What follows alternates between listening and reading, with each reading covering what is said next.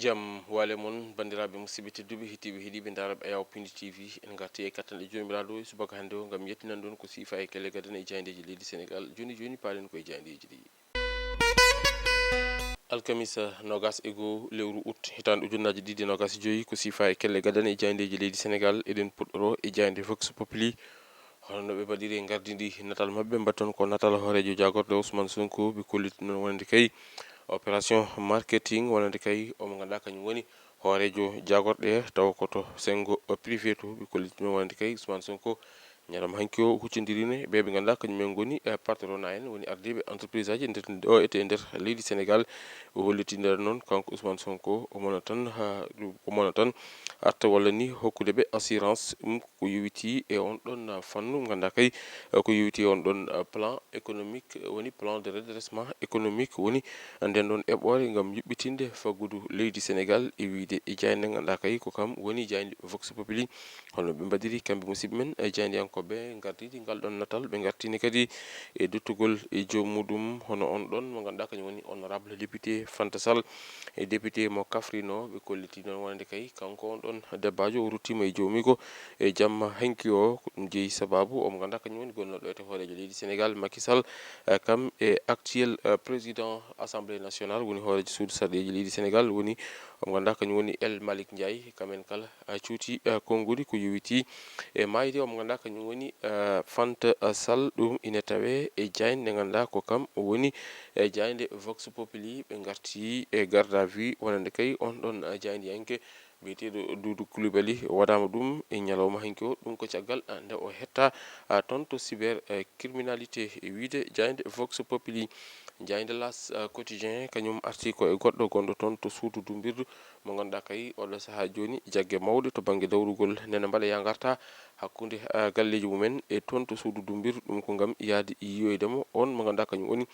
Badara Gadiaga e wiide e jayde nde ɓe kollitini hono natal badno Khalifa Sall Barthélémy Dias wondude omo ganduɗa kam woni maître Aissata Tall Sall hani e Tahirou Sarr kam e omo ganduɗa kañum woni Hamidou Anne ɓe kala nene mbaɗa ya garta hakkude suudu dumbirdu e galleji mumen gam yaade e yiyoyde omo ganduɗa kañum woni Badara Gadiaga e wiide e jayde nde ɓe gartini kadi e ngal ɗon jiidugal walla mbiyen ngol ɗon pottital hakkude hoorejo jagorɗo o kam e ɓe ganduɗa kañumen goni e secteur privé en no musidɓe men jeynen ko ɓe mbiri ɗum won noon ko gam ko yowiti e nden ɗon eɓɓode nde ganduɗa kay hoorejo jagorɗo nde lelni ɗum koko fewiti e ganduɗa kañum woni e juɓɓitingol koko yowiti e faggudu leydi sénégal noɓe mbaɗiri e gardidi natal mabɓe mbaɗon natal hoore jagorɗo o no jiruɗon ni Ousmane Sonko jayde Sud Quotidien kañum arti ko e lomtade omo ganduɗa kañum woni Barthélémy Dias toon to mairie mo Dakar ɓe kollitan noon wande kay oɗo saaha joni ko moɓodiral walla mbiyen ko dendal alliéji tigui alliance uji tigui wona e tafede gam koko yowiti e lomtogol hono omo ganduɗa kañum woni Barthélémy Dias e dow gardigu mairie mo Dakar ɗum ene tawe e nder jayde Sud Quotidien jayde enquête quotidien kañum yalti lamorko ngo yeehi ha toon to banggue rewo diwan mo Matam ɓe kolliti noon wonde kay ɗin ɗon balle ko fewti e to banggue Haraduru e wonta noon oɗo saaha joni guila tan ɓe kolliti wonde kay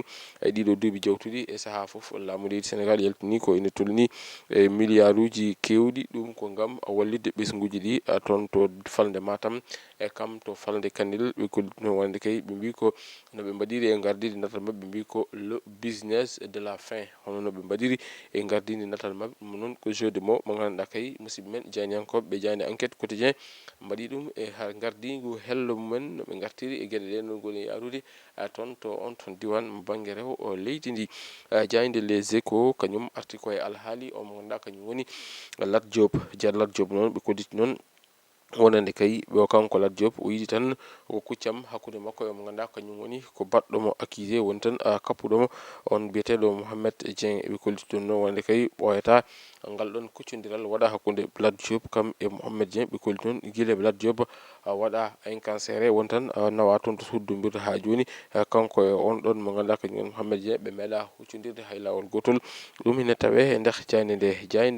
jayde les échos jayde l'observateur kañum arti koye alhaali ko yoyiti e Arcelor Metal ɓe kolliti noon wonde kay on ɗon cause mo ganduɗa caché du deal ɓe garti e ɗen ɗon gueɗe ɓe kolliti noon wonde kay ɗum ɗon sifanoma gila ñande capantati lewru mai hitande ujunnaji ɗiɗi e sappo e nayyi woni 2014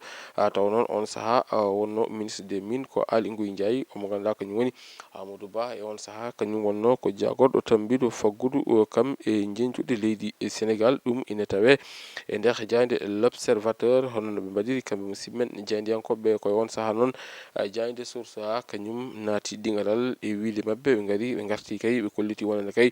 omo ganduɗa kañum woni gonnoɗo wiyete jagorɗo e laamu leydi Macky Sall e laamu Macky Sall omo ganduɗa kañum woni Ali Ngouille Ndiaye caggal nde o hetta o ɗaccitama o hooti e galle makko eno wiiri musidɓe men jeydiyankoɓe ɓe garti noon e gueɗe ɗe fof no ɗe jaari ɗum fof ina tawe e nder hello jeetati e nder nden ɗon jayde ganduɗa ko kam woni jayde e wiyetede jayde source a jayde direct news kañum rutani ko alhaali Badara Gadiaga toon to suudu dumbirdu witandi ko gila nde o fawa jungo fewde hande ɓe ganduɗa kañumen goni dilloɓe to banggue dawrugol taw ko jaggue mawɗe nena mbaɗa ya garta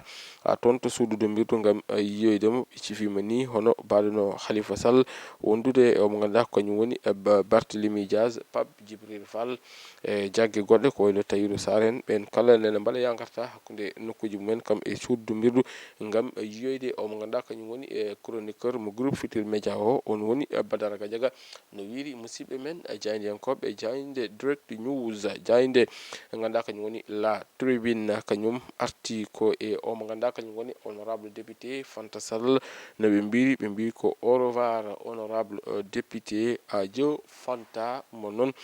ko caggal nde o rutti e jomi ko ñalawma hanki o ɓe garti noon kanko on ɗon debbajo mo ganduɗa kay o wonino sarɗiyanke taw ko région mo Kaffrine e haralde yawtude nde kam musidɓe men jeydiyankoɓe ɓe garti hen ko noon kadi ɓe garti e oɗo saaha joni no woni e leydi ndi ɓe kollitan noon kay wonande kay ɓen ɗon ɓe ganduɗa kañumen goni woni darnoɓe e nokkuji gollorɗi woni tan koko usti woni création d'entreprise koko usti e nder leydi he capantati bijjal jeeɗiɗi eno wiiri e jayde nde ganduɗa kay kañum woni e jayde la tribune ɓe garti e on ɗon jaydiyanke mo ganduɗa kay kañum woni Doudou Coulibaly mo ganduɗa waɗama placé en garde à vue hono no jayde ganduɗa kañum woni jayde la tribune waɗiri jayde yor kañum arti koye caɗele jaydeji woni galleji jaydirɗi ɗi guuri e oɗo saaha e nder leydi Sénégal ɓe mbi ko caggal groupe Futurs Médias wondude e Walf koti Walfadjiri ko jo oɓe ganduɗa kañum woni groupe Sud Communication kamne ene wondi e caɗele hono no ɓe mbiri musidɓe men jeydiyankoɓe no ɓe mbaɗiri e gardini natal mabɓe mbaton nate ɗin ɗon galleji jaynirɗi e nder leydi Sénégal jayde guendire nde Le Soleil kañum arti koye gunɗon jillu ganduɗa kay hoorejo leydi ndi woni e wadde ɗum toon to Chine ɓe garti noon e on ɗon coopération dynamique renforcée ɗum jayde nde arti hen ngal ɗon jokkodiral hakkude leyɗele ɗe ɗiɗi to banggue faggudu e banggueji goɗɗi ɗum ina tawe e nder jayde guendire nde jayde Le Soleil jayde l'évidence kañum ɓe garti noon ko alhaali ArcelorMittal hono no jiiɗon no mbaɗiri e gardine natal mabɓe ɓe mbi noon ko gros danger pour ces ministres no ɓe mbiri e gardidi natal mabɓe ɓe gartini kadi e gunɗon jillu ganduɗa kay FMI naɓe nana moni e ɗum ɗo e nder leydi Sénégal ɓe mbi ko une semaine de discussion woni ko yontere nde ganduɗa kay ko yontere yewtere ko yowiti e budget woni tan faggudu leydi ndi hani hani ko yowiti e réforme aji ɗum ina tawe e jayde nde musidɓe men jeydiyankoɓe garti e nden ɗon mayde nde ganduɗa ko mayde omo ganduɗa kañum woni député honorable député mo ganduɗa kam woni Fanta Sall no ɓe mbiri député APR o ko kam kay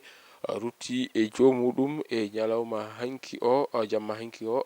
no wiiri jayde coftal ɓalli nde jayde Rewmi Sport kañum arti koye ngal ɗon pottal bannogal hakkude Sénégal e leydi Nigéria to sengo basket ɓe kolliti noon baɗoɗo teddugal e leydi Sénégal dañi fattangue folde kippu mo leydi Nigéria jewti e daɓal miñiraɓe jaabi hatirde woni demi final ɗum ko caggal nde ɓe dañi polku e dow Nigéria jayde nde arti e gardowo kippu guendijo mo leydi Sénégal woni gardien de but o Edouard Mendy ɓe mbi ko désormais Edouard Mendy ko kam woni capitaine kesso wonande on ɗon équipe biyeteɗo Al Ahli ha toon to Arabie Saoudite jayde point actu sport kañum nene arti tan koye ngal ɗon pottal ngal nde ganduɗa waɗi hakkude leydi Sénégal e leydi di Nigeria ɓe mbi ko Sénégal domine le Nigeria 91-75 ko ɗum woni ko Sénégal foliri on ɗon keppu mo leydi Nigeria. Sénégal ma huccodir e leydi Mali ɗum ko yowiti on ɗon demi final coupe woni afro basket balo. Bandiraɓe musidɓe tedduɓe hettiɓe heeɗiɓe daraɓe Ayaw Pindi TV ko ɗum ɗo wonno komin kemnon rubine laade ko sifa e kelle gadan e jayndeji leydi Sénégal haadi meɗen e rubinde jayndeji ko ñalawma janggo wonata sogana haji ɗo e nden min mbiyon jokke ɗoftade kamɓe rewidade programme uji ɗi Pindi TV en jetti en jarni